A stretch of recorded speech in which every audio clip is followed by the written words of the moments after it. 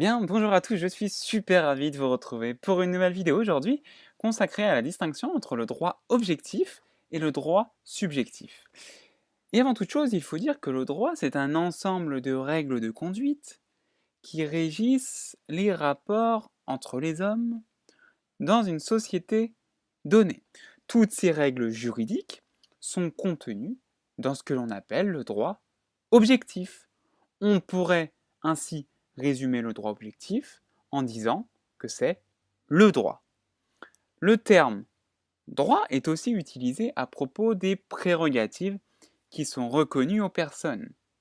Là, ce sont les droits subjectifs. On parle plutôt des droits. On a donc le droit objectif, qui constitue l'ensemble des règles juridiques d'une société. Et on a d'un autre côté les droits subjectifs, c'est-à-dire les prérogatives des personnes.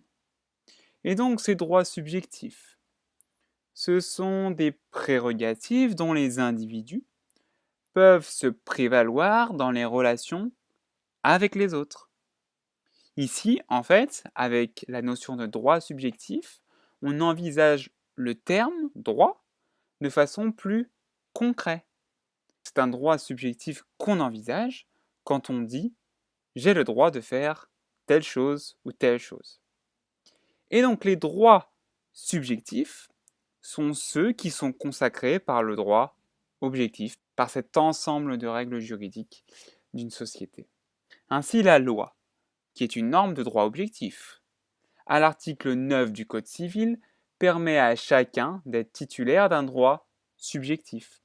Le droit subjectif du respect de la vie privée.